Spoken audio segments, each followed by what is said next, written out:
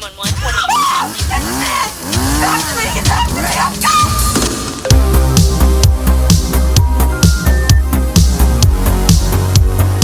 Whoa, whoa, whoa, whoa, whoa, everybody. It's another exciting episode of Real Vile. Oh my goodness gracious gravy. Everything's been going crazy, but we're happy to be here. And yes, we're still happy to be queer. Ooh la la. It's going to be the final episode of our Pride Month series. And this week we will be focusing on the French film Virgilio inspired KNIFE+HEART that came out in 2018. But before we head to Spoiler Town, let's check in with everybody, especially my two beautiful, good-looking co-hosts. What's up to the sinister minister, Prime Minister Ruthless Chris? It's been a very eventful 2 weeks. Obviously, we missed the last episode, as most listeners know. We were out in Chicago running shows. Germ was nice enough to put us up at his place. We got to spend some quality time together. I really appreciated that. Shows went very well. I was very proud of it. Before that, Kelli and I went and saw Jaws at the drive-in. Yeah, that was a good time. The drive-in is now showing free movies every Wednesday night. There's some good ones coming up too. We got like Psycho coming up and Krampus. ET's next weekend. Yeah, and it's free. It's like a cool thing that the city's doing. So every Wednesday night you can go see a free movie. And it'd been a while since I sat back and watched Jaws, and I forgot how absurdly tight and aggressively done that movie is. It is like a perfect film. It is fantastic. It was great seeing it on the screen, like at the drive-in theater and stuff too, like seeing it on a big screen for the first time that I've seen like in its entirety since I've been kind of little, And you're right, I forgot how great it is. Like almost every shot in that movie was just fucking beautiful, like compositionally. It hits the ground running. There's a lot of great action, and it really is an unrelenting movie. I truly forgot. I mean, it's what really put Spielberg on the map, but I really forgot just how fantastic of a movie it is. And it is a horror movie, I mean, it's a monster, absolutely, So aside from that, Kelli and I also went with Chuck Stein, one of our wrestlers, to see the Germ, or not the Germs, Jesus Christ, Circle Jerks and the Adolescents. That was a lot of fun too. We've been up to a lot. Yeah. So we apologize for missing last episode, but we're back. We're gonna still get one more of the Pride theme in this week, and we're happy to be back, guys. All right. Well, good to hear. And of course, we've got the Tower of the Hour, the Princess of Power, the Killer Kelli Miller. What's up, baby? Hey, man, not much. Unfortunately, I was unable to make it to Chicago. Our dog plan fell through, so I had to watch the dogs. Other than that, I've had a pretty rough week. I lost a friend recently. I got that funeral tomorrow. But on the plus side of that, I got some friends flying in from California that I got to go pick up from the airport right as soon as we're done recording here. So, it'll be nice to see them. But other than that, it's been a little bit of a rough week for me. We're getting through it. Oh, my deepest condolences and my true sympathies towards you, Kelli. I'm sorry to hear about the loss of your friend. I'm glad that you get to see your other friends that are flying in, so that's exciting. But let's get this terror train on the road and keep chugging along and talk about some movies we've been watching. Just do it like we usually do. Mr. Ruthless Chris, what have you been watching? So I'm going to start with the low one on the totem pole, the one I really didn't enjoy very much. This was called Bite Marks. I watched it on Tubi. It was I would say a very low budget horror comedy about a gay couple hitchhiking across the country, and they get picked up by a truck driver who is in his truck transporting, unbeknownst to him, all these coffins full of vampires, right? This one tonally was weird. It was trying to be a horror comedy. None of the comedy landed. It was very awkward. The one thing I really did enjoy though is that what you don't see a lot in a lot of modern movies is they had the fully like animated intro, like a credit sequence. So it was like this cartoon van or truck driving around and these like caskets falling out and these like ghoulish like cartoon vampires. That was cool. Aside from that, the majority of this movie takes place at a junkyard where they have parked the truck and they're fighting these couple of vampires in the junkyard. There's not a big cast. The comedy really doesn't land. One of the things that I actually did enjoy is Evil Ed from Fright Night was in this movie, and they did shoehorn in "You're So Cool, Brewster" before he got his head taken off at one point. That gave me a little smile. But aside from that, like most of it didn't land. It was just like not a fun movie. Like it wanted to be fun. I think it was terribly miscast. I think the people that were in it didn't really know how to portray the comedy like they were trying to portray. There was one interesting thing that I had never seen in a vampire movie before. And at one point, the guy wrapped his fists in Bible pages and was punching the vampires in the face. And it had like this like stupid electricity like effect. Like they just like kind of painted on the film or whatever. But all in all, I really didn't enjoy this movie. Was not my cup of tea. I gave it like 1.5, 2. I watched it on Tubi. I would not recommend it. It tried hard. It just didn't have the people it needed to make it what they wanted to make, you know. So the opening credits though, fantastic. Well, I mean, Yikes Stripes 1.5 is a pretty low score, but on Tubi it's for free, so I might watch it just for the opening credits since those do sound amazing. And Stephen Jeffries, there isn't enough love for Stephen Jeffries out there in the world, so to know that he has a cameo in this film, and he does his famous "You're So Cool, Brewster," is pretty cool. You know, the fact that he went on from this, he has kind of a tragic Hollywood story similar to Mark Patton with Freddy's Revenge, is that, you know, once it became known that he was gay, he didn't get much work in Hollywood, and he went on to become he did a lot of gay porn after his few roles in like Fright Night and 976 Evil. So I'd probably check it out just for the Stephen Jeffries cameo and the opening credits, but that sucks that it was only a 1.5 star, but Tubi's for free. So even though you wouldn't recommend it, I may just check it out anyway. Kelly, have you seen this one or no? I know. I don't believe I have. Gotcha. Yeah, totally understandable. I never heard of it, but sounds like it, you know, opening credits were good. Killer Kelly, what you been watching, baby? The next one that I watched, this is 2022. This is They Them. You can watch it on Peacock. This one was all right. It was kind of predictable, although there was a slightly different twist to it. It takes place at a gay conversion camp, one that's been in operation for like decades, and it's had like the same family running it. It is by Kevin Bacon in this movie. His name is Owen. So yeah, all the campers come, you know, you've got some bi, you've got some gay, there's a couple trans kids in there, and it's a conversion camp, except oddly, they don't like shove like Christianity down their throat, and they're telling that they're all, you know, accepted there, and they start getting really comfortable.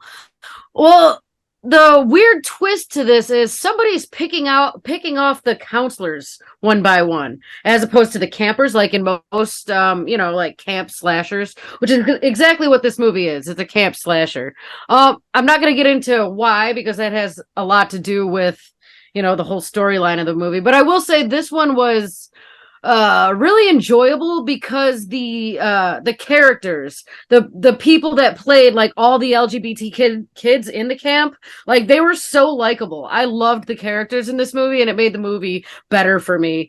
I don't know, I'd give it a 3. It wasn't bad at all. It was the twist at the end, you kind of seen it coming, but I don't know, it was still an enjoyable movie. I thought it was fun. It kept you on the edge of your seat. It was a decent movie. I'd recommend it. Very cool. Yeah, I've heard a lot of different things about this. Some people liked it, some people loved it. Yeah. So the 3 stars is pretty good. Yeah. If I ever get around to downloading Peacock, I'll definitely check it out. Chris, have you seen this one or no? I have not. It's been on my list. This and there's another Kevin Bacon horror movie that's been getting a little bit of a buzz. I forget what the hell it's like. They shouldn't be said or something like that. That are on my list to check out, but I just haven't gotten around to it. There is Gotcha. a there is a warning if you don't like dog things or animal killings. There is a dog scene in this that's pretty disturbing. Then I was like, oh no, no, you know. But it's got some good gore. It's pretty decent. I didn't hate it. I'd watch it again. It was a fun one. Cool. Good to know. They, Mhm. them, Peacock, 3 stars. Definitely check it out if you get a chance. Yeah. Yeah, we're going to keep the train rolling down the tracks, and I'm going to talk about a 1971 film called Daughters of Darkness. And, it's kind of a vampire film, but not really. It's loosely based around Elizabeth Bathory, and it's about, while passing through a vacation resort, a newlywed couple encounters a mysteriously, strikingly beautiful countess and her aide. Yeah, there's a lot of lesbian overtones and, very intimate moments between women, between men and women, blah, blah, blah. It's kind of like a bisexual horror movie, but I liked it, and I gave it 3.5 stars. It's hard to like put it all into like one bite because it's just like there's this couple, then there isn't a couple, and then it's a lot of very vampire-ish overtones, but without being straight up vampire. And it reminded me a lot of like horror, the Hammer films. Yes, Oh, I It love had that Hammerfall. really yes. gothic feel to it, Mhm. even though you know, it took place in the 70s when it was filmed in the 70s. But if you're into like lesbian vampire horror films that with a gothic Hammer feel to them, I definitely check it out. I gave it 3.5 stars. It's an erotic nightmare of vampire lust, and sometimes you're in the mood for that sort of thing. Other times, not so much. But yeah, 3.5 stars. Have you guys seen Daughters of Darkness? I almost watched it. It was on my list of ones to watch, but no, I didn't. I have actually own a copy of it. I love it. Like you said, it definitely plays like a Hammer film. It has a very gothic feel to it. It's very deliberate in its delivery. It's not one of those movies that's like very fast paced. So you kind of gotta hunker in and know it's that 70s style filmmaking, but it's also gorgeous and it's really fun to watch. So I would definitely recommend it. I would give it 3.5 as well. Yeah, and if you want to check out Daughters of Darkness, it's streaming on AMC Plus and Shutter. I'm not sure where else, but I'm sure if it's on AMC and Shutter, it's probably on Tubi, so on and so forth. Definitely worth a watch. But let's keep on going, baby. What you got for us, Ruthless Chris? The next one I watched, I liked quite a bit, although I would say it tiptoes the line on not necessarily being full on horror. There is horror in it. There's a creature, there is gore, all that. I would say it's more about it's two stories in one. It's one about male bonding and one about love. So this is the Siren 2019, made by Perry Blackshear, who you may know by They Appear as Human. He makes very low budget horror, but very high concept. What you have is a grief stricken man who has lost his husband in a drowning accident, but he is convinced that there is something malevolent in the lake that drowned his husband as opposed to it being an accident. So he has vowed to make it his life mission to figure out what happened to his husband and take revenge. On the flip side, you have a mute man who is rented a cabin, and he is going to this cabin to get away from the problems he's having in life. And he strikes up a friendship with the grieving man who doesn't really tell him about his past. He just saying, my husband died and I'm grieving. And they become fast friends and whatnot. The love story comes into where, and I'm not ruining anything because it's pretty much given up right away, is The husband was drowned by a siren, which is a like mermaid like woman who lives in the lake. And as she describes it, she can't help but just drown people in this lake. There's a flurry of drownings, but she falls in love with this mute man. You have the love triangle of them falling for each other, but is this guy going to find out what's really going on? The friend, and is the revenge going to come? When's the foot going to drop? This was a gorgeous movie. It reminded me a lot of a movie like Spring, where the horror elements were there, the creature elements were there and strong, but it wasn't really the main focus. There was some very there was a lot of like tragic parts to it that are kind of heartbreaking. My only complaint was that one of the characters' arcs didn't pay off in a way that I thought was satisfying for what they had been through in the movie. Aside from that, I truly adored it. I had a lot of fun with this movie. Like I said, it tiptoes the line on horror. This is a lot more of a character study kind of thing. But with that being said, I'd highly recommend it. I gave it 3.5, 4. That's a Siren on Tubi. Yeah, no, I love this movie, The Siren. I remember I saw it during the Chicago Horrorama Film Festival the year it came out. And I believe it was called the Rusalka or something to that effect when it originally was released. It also reminded me a lot of Spring, that love story. And I appreciated that like between the complex characters and the really angelic soundtrack, it really elevated the film to something beyond just a killing or just a horror film. It was just a beautiful, like you said, it's a beautiful film. I think I might have given it 3 stars originally. I would definitely want to revisit this one. You said it was on Tubi? Yes. Very cool. Kelli, have you seen The Siren at all? No, but it is on my watch list. Like, I really want to. That looks up my alley for sure. Yeah, it's a great film if you like. And it's also by the filmmakers that brought us They Look Like People, which was incredible. Yeah, I thought that was an incredible genre House of film. the Beautiful Monster, which is also very good. I didn't see House of the Beautiful Monster, but I did see They Look Like People. All of them are on Tubi. Nice. Well, Killer Kelli, what you got for us? What is next? The next movie I have isn't exactly an LGBTQ movie, but the director is part of the LGBTQ community, Yoko Okumura. This is Unseen. It's on MGM Plus. It's a Blumhouse movie, 2023. I really liked the way this one was shot.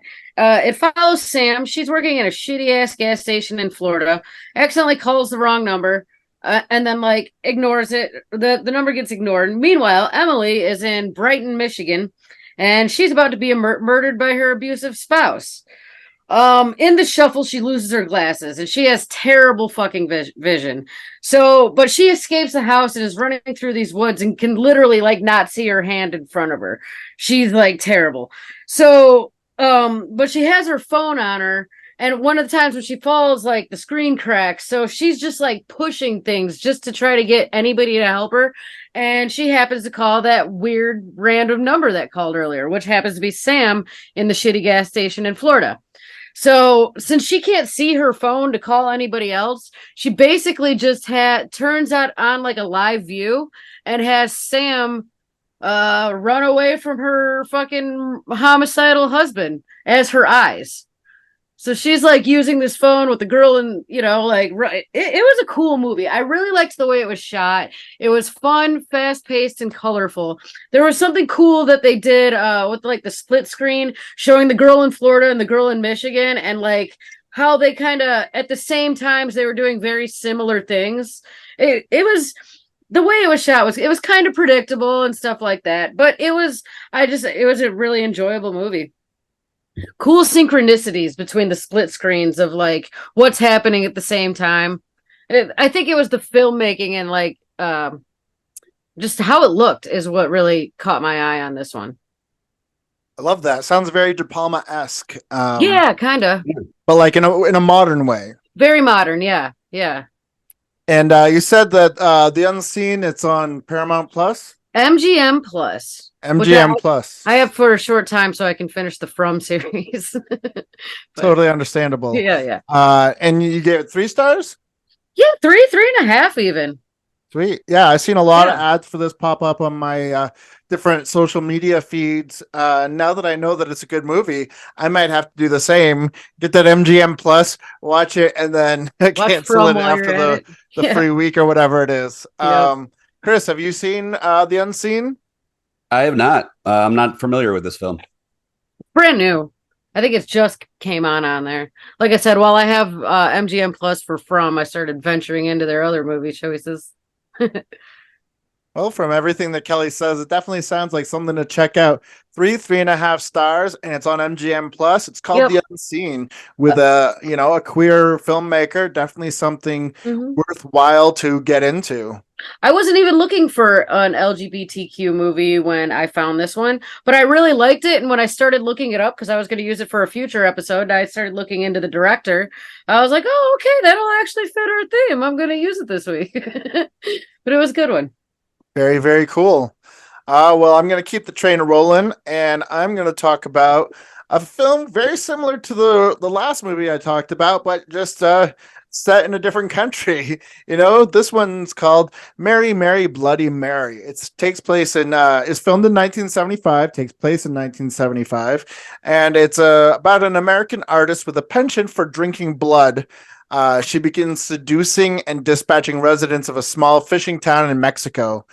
It's interesting because, once again, it's a very bisexual movie, and it's a vampire that isn't a vampire. You know what I mean? That whole sort of Martin scenario from that George Romero film. You know what I mean? Someone who drinks blood but isn't really a vampire. um, it's definitely an interesting film and definitely worthwhile because you don't see too many Mexican horror movies to begin with, and then to mix in a whole sexual component to it. She's a vampire and she's killing everybody, but they're it's very sexy, just like Daughters of Darkness. It seems like the only person who has any chance of stopping her reign of terror is her father, who is also a vampire. So you got that angle as well. It's definitely worth the watch. I gave it 3 stars, and I know that I've heard the name Mary, Mary, Bloody Mary a million times, so I don't wanted to check it out anyway. But then to see that it's in Shudder's queer horror section gave me all the more reason to check it out during Pride Month. It is streaming on AMC Plus, Shudder, and Tubi. So if you're looking for some crazy, wacky, dramatic horror mystery, Mary, Mary, Bloody Mary will fill that void for you. Definitely worth a watch. 3 stars from me. Have either of you seen Mary, Mary, Bloody Mary? I think I have, but it has been so long ago. Like you said it was made in 1975. Yeah, 1975. This sounds really familiar. Like it really rings a bell, but I'd have to watch the trailer or something to be completely sure. Chris, have you seen this one? Yes, I have. I really enjoy this film. It's a lot of fun.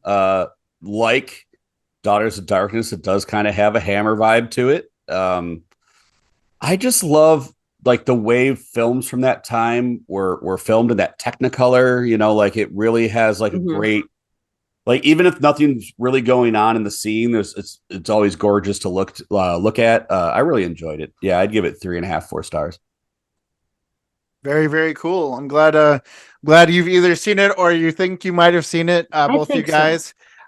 It's definitely worth the watch. But let's keep this queer horror train a rolling one more time, one more round for the folks listening in Real Vile Land. Big Ruthless Chris, what you got for us, baby? So for my last one, this one's not like directly, but one of the characters is played by a trans girl playing a young man in the movie. This is the new Evil Dead movie. They just added it to HBO Max. Kelly and I had saw it in the theaters, but I had rewatched it today before we started recording. I really like this fucking movie. You know, I know it's polarizing to people, but I think this is a solid Evil Dead effort. It is hyperkinetic. It is violent. It is deeply disturbing. No one is safe in this thing. Like, you know, there's a lot of child actors, stuff like that. You think kids are gonna make it. You know, that's off the table in a movie like this. There was a really cool monster in the end that they kind of worked in with the lore, but they also did throwbacks to where, like in Army of Darkness, they established there was 3 Necronomicons, right? Mm-hmm. In this, it's not the original Necronomicon. It's not the one that Ash had in the first 2 Evil Deads, or even the one he had in Army of Darkness. It was the 3rd one. So they went deeper into that lore. This movie, like, for having as small a cast as it had, it is brutally gory, unbelievably gory. Like, it is a bloodbath. There is some cool nods to the previous films without being a little too overt. You know, the double-barreled shotgun. They get the chainsaw involved. The child actors in this were phenomenal. Usually, that's like something that would take me out of a movie, especially when they become deadites. You know, that's not easy to play, and they're particularly vicious in this movie. I know this is polarizing to a lot of people, but I really loved the new Evil Dead, and they have actually put up all the Evil Dead movies on HBO Max, and in that they put up the original NC-17 cut of the first Evil Dead, which is not so easy to find. So definitely go check that out. But I really loved Evil Dead Rise. It was a lot of fun. It reminded me of Demons 2 a lot, because it is contained to an apartment complex. Some of the behavior is similar of the possessed or the deadites, you know. But I would say, believe it or not, Demons 2 is the tamer of the 2 movies. This one was pretty fucked up. So I would highly suggest it if you're an Evil Dead fan. Even if you're a purist like me, you know, I grew up on the original films. I didn't want to like the remake. I don't even think I watched the remake for like 5 years after it came out. But I did end up enjoying it. And then this one, you know, I was like, I'll give it a whirl. And I'm glad I did. I loved it. It was my second go around with it, and I would highly recommend it. I gave it 4 stars. Very cool. You've seen this one, obviously, Kelly. What were your thoughts on it? I feel the same way. Like it was all around great gore. Good attempt at an Evil Dead story, you know, like a good addition to the Evil Dead saga, you know. I liked it. I thought it was enjoyable too. I would like to give it one more round, because me and Chris watched it in the theater when it first came out. I can't wait to watch it again. Didn't it just drop on? Yeah, like this week. They just put up all the Evil Dead movies and Army of Darkness and all that on HBO Max. Yeah, I'll watch it again. Yeah, it was just a few days ago that it dropped on Max. I was very excited. I had just stopped on my way home from work. I stopped at the horror house to pick up the Cocaine Bear Funko Pop, and Moses had it playing on the television, and he's like, "Oh, you want me to stop it so you don't ruin it for you?" And I was like, No, I'm just gonna buy my Funko Pop, get home, and watch it myself. And I'm glad I did.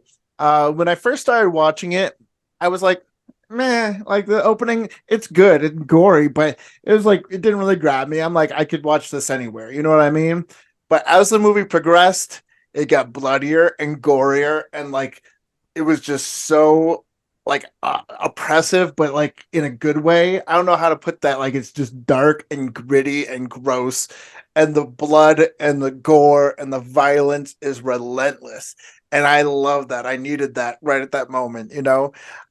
It's pretty humorless, except for, you know, there are spots where like you laugh and you're not sure if you're supposed to laugh, but you do. And you know what I'm saying if you've seen it. What's that? Like, you almost feel bad at laughing about it, because like the horrific shit you just saw, like the scene before, because like they don't pull any punches in this movie at all. No one is safe. Super violent, and I love that about a movie when like nobody's safe. None of these characters are safe. When you see certain characters get killed off, you're like, Oh shit. It's gonna be like that, huh? Yeah. I actually was planning on giving it like 2.5, 3 stars. Wound up giving it 4.5 stars. And it's on Max. So if you got Max, definitely stream it ASAP. And I'm glad that you mentioned that they have the NC-17 cut of Evil Dead on there, because I, for the life of me, didn't even realize that the original Evil Dead was rated NC-17. That blows my mind because, like, and I know that the two very different films, but the musical movie Hair is rated PG, and there's nudity, violence, sex, drug use, and it's PG. Evil Dead at its worst should be R. Even this cut, I don't care. NC-17 is pretty severe. Especially for something as cheesy as the first one really is, because like when you watch it on VHS, you don't really see the seams, and it's forgiving. But when like you see it now, and it's like high def and like super clear, like you can like see they're like, yeah, that's definitely just makeup and kids in a forest, Right. Yeah. Today's standards, or even like any standards for that matter, you should be able to look at it as fantasy violence. And again, R, maybe a hard R, but it should be an R. But I'll probably revisit the original just to, because it's been a while. It's been a long time since I saw the original Evil Dead. Because I love Evil Dead 2 so much. Yeah. Evil It's Dead been a 2 long is time pretty since I've much seen 2. That's the what I was just about to say. Like, I've seen Army of Darkness recently. I've even seen the first one, but 2, I haven't seen that one in a minute. So I mean, that's the cream of the crop right there. Yeah. No matter what comes out in Evil Dead, 2 is always going to be the ripper of the bunch, Yeah. Oh, regardless, sounds like we all loved Evil Dead Rise. 4.5 stars across the board, and it's streaming on Max. Killer Kelly, what you got for us, baby? I went with an old favorite that I know I've talked about on From the Mouths of Madness, and I've at least brought it up here quite a few times, but it fits our theme, and it's one of my all-time favorites. I'm talking about 2002's May. I fucking love this movie. It follows May. She's a very awkward girl. Her mom gave her this doll, like this handmade sort of doll when she was little, and she, like, in her adult years, she's got this lazy eye. She's just kind of like neurotic, kind of keeps to herself, and she seems to have this weird, I don't know, connection to this doll, like almost like she talks to it telepathically or something. But anyway, she just really wants to meet some friends. She's a veterinary assistant. She works in a vet office, and Polly, who is played by Anna Faris, is another vet tech or somebody in there, but she's got a huge crush on May, and May kind of falls for it. May's just looking for love.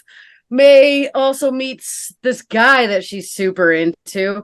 This movie kind of gets into it's a weird thing where she's kind of trying to build a friend in so many words. I think I she's fucking trying love to Frankenstein together the perfect friend. the perfect friend. Like, these people that she has in her life have aspects that she doesn't appreciate and aspects that she truly loves, and she feels that if she puts them all together, she could Frankenstein this perfect friend.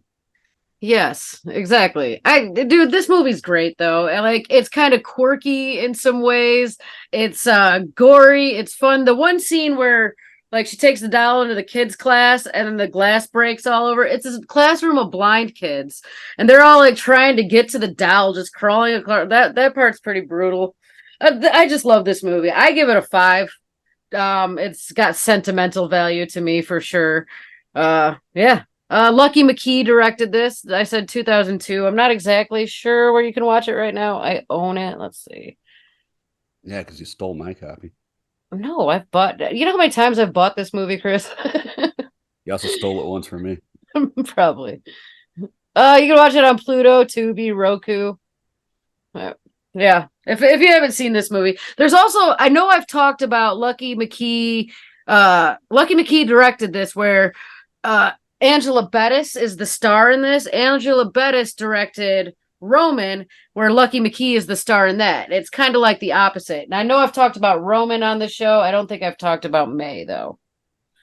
But yeah, it's a companion piece. Yeah. but it's the less strong of the two films. Roman, yeah. Yeah. So Chris, you've obviously seen May. What are your thoughts on it? You know, May was one of those movies I got when I was really young. I think it came out when I was a teenager. And I didn't have a lot of friends when I was a teenager. I used to go up to the video store and just like rent stuff, or I'd buy what was used off the shelves. And May was one of those movies I bought, went in blind to, and I like actually like really connected with the character despite how deeply disturbed she was. Like just about like trying to figure out how to connect with people or talk to people. This is a strong movie. Like this is one of those ones that ages well. It's very fun to watch. You know, it's dark, it's comedic at points. It's truly a great film. It's top tier in my eyes. I gave it 5 as well. I'd agree with both of you. 2002's May, Lucky McKee's debut film, is a cinematic masterpiece in my mind as well. Definitely 5 stars. And it's funny, went to go see it on a whim. It was playing in the theaters here in Chicago. My ex had seen that Clive Barker gave it a great write-up, saying that it's one of the best films out right now. And so we checked it out and loved it.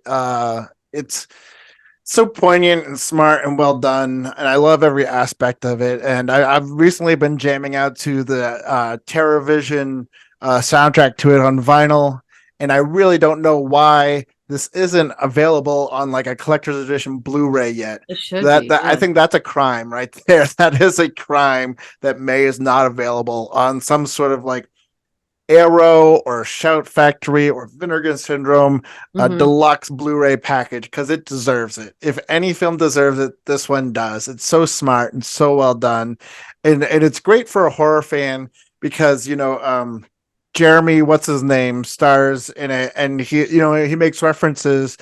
He makes references to different old Italian horror films, which, for me, I wasn't like so much into Giallo at the time or Dario Argento. And when he made those references, I went back and watched it. I'm like, oh, Trauma, that sounds like something I should check out. So, there was a lot of reasons why I checked out Dario Argento's older films because of watching May.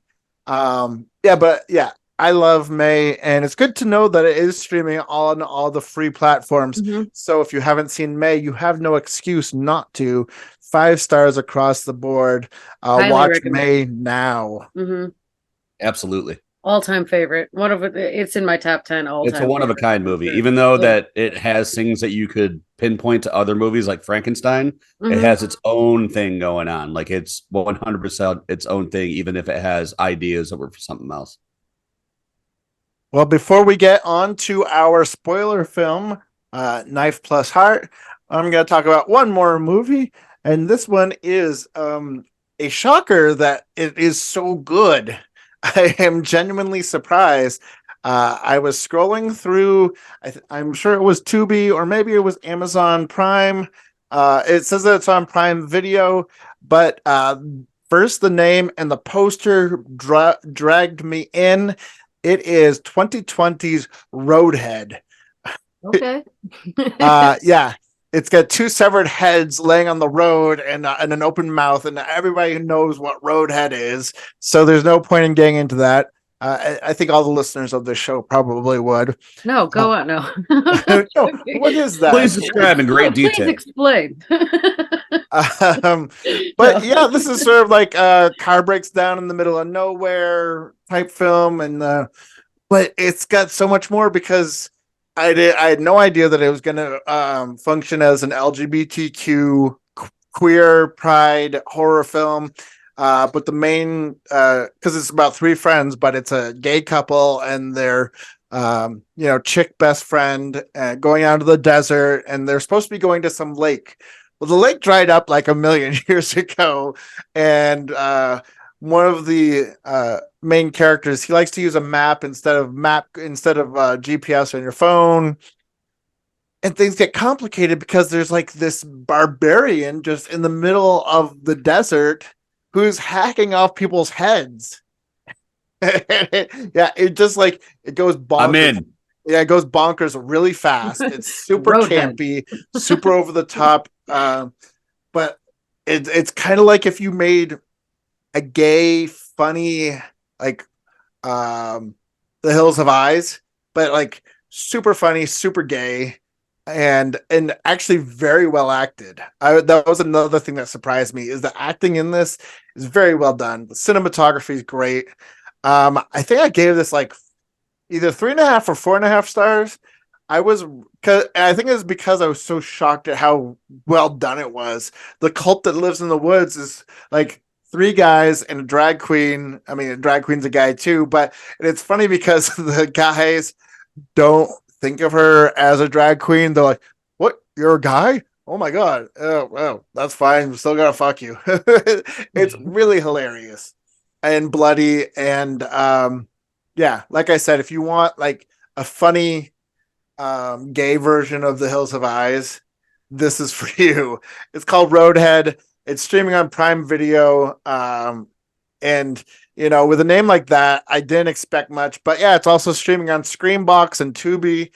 It's definitely worth a watch. It's wacky, it's gory, and it's a lot of fun. Have you guys? I'm sure you guys have seen this. It had to have popped up at one point or another. Just the poster, maybe. I don't know. Maybe it doesn't ring a bell, but I'm interested. I've seen the poster pop up on my screen box. I have not watched it yet, but I absolutely will now. After Yeah, say no more. I'm on it. Say no more. I'm really enjoying screen box right now. Yeah, I gave it 3.5 stars, so it's definitely worth a watch. And I can't say enough good things about it because, like I said, I was taken aback just by how good the acting is. But with that being said, choo choo, let's roll this train into Spoiler Town, babies. And we are going to talk about the 2018. Am I right in saying that? I think so. Yeah, the 2018 French Yeah. horror slasher that's heavily influenced by Italian Giallo. It is KNIFE+HEART. And now for our feature presentation. Ooh la la, c'est la vie. This film is a crazy ride. I rewatched it today. I've watched it several times over the past couple of years, but it's an amazing film because one, I love any horror that has to do with porn, and then two, I love horror movies that are gay, and I love it when like they take into idea that it's not just a movie, it's art, and it doesn't have to make sense because there are definitely moments in this movie that make zero sense, and I love that. Maybe okay, I've already said that those words have already come out of my mouth, but the way that Chris is able to explain films, he might have some answers for this. But for those of you unfamiliar, it takes place in Paris. It's summer of 1979. And the main character, Anne, is a producer of cheap gay porn. When Lois, her editor and companion, ex-lover, leaves her, she attempts to get her back by making a more ambitious film with flamboyant Archibald. It's crazy. It's like, Cruising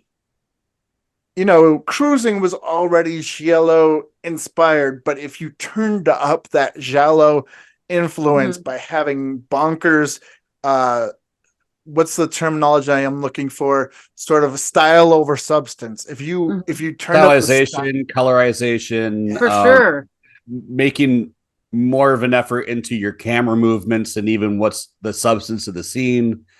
Things like that. Yeah. This one really nailed them going for the 1975 movie look. They nailed it, with the old school look to the whole film. Like, had I not been told it was 2018, I would believe that it could have been at the time that it was supposed to take place. The movie was made. It seems like it's a very popular trope right now to do a throwback movie, like a period piece movie, and try to make it feel like it's like a part of that time. And a lot of those movies really don't nail it. This one definitely did, like Summer 84 did, things like that. Love Witch did. They nailed Love Witch, definitely. You know what? Actually, that's a good comparison. Love Witch, where like it feels timeless as you watch it and you can't really pinpoint. But not only that, like they made it a point to hit all the tropes of what a giallo was, with the leather jackets, the gloves, the knives, the lighting, The lighting for sure.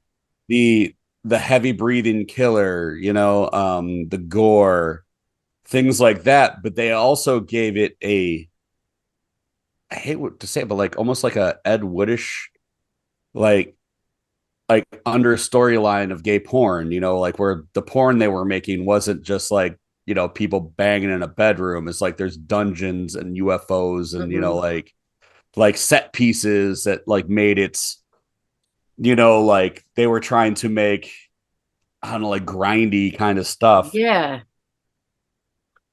Very extravagant Agree with even me in some sense. with this, but I actually really enjoyed the killer design as well, like the masked killer. She thought he looked silly. I thought he looked I did think you looked it was a little lame to me. I don't know. That was all right. Was it the curly hair that made you feel a little silly? I think so. I think it was the curly hair. I think that was it. Totally understandable. But So- the knife or the switchblade that came out of the big dildo, I thought was genius. Yeah. And for some reason, I didn't really pick up on it the first time I watched it.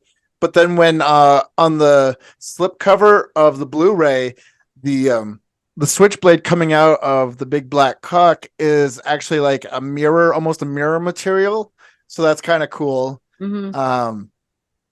But yeah, and then I love that Anne takes her real life situation of her actors being killed off and turns it into a film Mhm. within the film. And originally it's called Anal Fury, but then she changes the title to Homicidal. I was like, Homicidal, yeah. yeah. If somebody doesn't make a movie called Homicidal now, I'm going to have to make it myself because I think that is genius. I want to see a gay slasher called Homicidal. Yeah. I think that would be brilliant. But yeah, watching this again today and reliving, because it almost feels like there's a separate point where they have to take a break from filming because too many of her stars are being killed off. Mhm. And Annie does she go off to that house in the woods to cool off, or what brought her to that point? Do you remember, Chris? So, the thing about this is I know I'm usually good at breaking movies like this down. I think with the subtitles, the language barrier, and the length of this, it did lose me in parts. So part of me thinks it was for her own safety, but another part of me remembers a scene where maybe, she was in love with that other projectionist. Yeah, and that's think what I got thought. rejected, and maybe she was going away to get away from that woman that she secretly lusted and loved over, who was her new editor. I can't really remember specifically how that all played out because I've only seen this once, and it was a lot to drink in, especially, Mhm. being a subtitled movie, Mhm. all the colors, because, it's one of those movies that also can distract you with the shots and like how it's lighted and all this stuff that I also drink in. And there was certain nuances of that I just did not pick up on my first go around with this movie. I wish I had the time to watch the making of or the extras on the Blu-ray before I ran out to work today, because there's just like the birds. There's a in that same passage where she leaves the city to go to the country for a few days. She meets up with a woman that explains that the blind birds that follow the victims, carry like a spiritual essence or supernatural power. And then the guy that's with the older woman has like a bird hand. And, Annie isn't even really shocked by this, but is he turning into a bird himself? Is he a bird? I don't know. That's where the I was thing. confused, because he was talking about his mutation and he reached up and like grabbed her cheek and it's like half chicken hand, and it's like he's like, oh, then she said something about, well, he's got a mutation, it'll change more, and I was like, but then they never really showed much more of that, did they? That part just kind of got lost in there. See, that's the thing, is normally I'm really good at pulling these things apart, but a movie like this I would have to watch a second time because there is so many nuances that tripped an alarm bell the first time. At the second time, I could be aware of and see if there's breadcrumbs, things that alluded. I do think it was probably highly metaphoric of like her transition or transformation as like she loses these people and like, like into the blind bird, maybe. I'm not sure. No, it's totally understandable because it feels like I said earlier, it feels like there's almost two different films when she leaves the city and goes in the country. And I'd say she's three. told the story about the the boy who falls in love with another boy and is discovered by the father, and then the father burns them both in a house to destroy the evidence that he killed both of them. But one of the boys didn't die. He was kept alive by these blind birds with supernatural powers. And then, of course, this is spoiler town. It Yeah. turns out that the blind birds that brought the boy back to life, that boy is now the killer in the film. I'm like, but he has nothing to do with any part of the rest of the film. Like the whole way through, I'm just like, is it going to be the twin? Is it going to be somebody who used to work for her? Is it going to be her lover or an ex-lover? Yeah. Is it going to be her? Because they alluded to that in like the movie she was making, Homicidal, that it was a woman that had watched so much gay porn, she thought that she was gay herself and started killing off. But it's this boy who was burned to death by his father and brought back to life by supernatural birds, who is now killing off people in porn movies. And I'm like, okay, it doesn't make any sense, but at the same time, I loved it. There were parts I really did love, like I said, it might be one of those I'd have to watch again just to fully grasp the story, because I was a little lost at parts. I really like the ending scene when she's watching Homicidal and she starts seeing all the people that died in her movies next to her when she kind of dozes off for a minute. But, yeah, there were some definite enjoyable parts in between being slightly confused. Well, it's absolutely style over substance, and if you aren't a fan of giallo films, and if you have to have everything explained to you, or you want a straightforward linear story, you're probably not going to enjoy KNIFE+HEART. But if you can enjoy a more artful slasher, then you have to check out KNIFE+HEART. It's so beautiful, and you just got to enjoy it for the art of it is, and it's one of those films like we said, you're gonna watch over and over and pull back different parts of it different times. But I gave it 5 stars, and it's available on Freevee, and I know that I originally watched on Shudder, so it's AMC Plus, Freevee, and Tubi. I gave it 5 stars. Chris, what you were about to say? The thing about it is, with it being an homage to old giallo movies, a lot of those storylines really came second. They seem more like haphazard to the kill scenes, like it all tied together. So I do think it paid homage in that way. I do feel it was a little long, and I do feel that it was convoluted the first time watching it. That's a good word. I really had trouble piecing certain parts of it together. With that being said, I did enjoy it. It's one of those ones that where it's going to behoove me to have a second viewing, because the first viewing, there was so much going on, plus the subtitles. I also watched it on my laptop as opposed to my TV because I was on the road.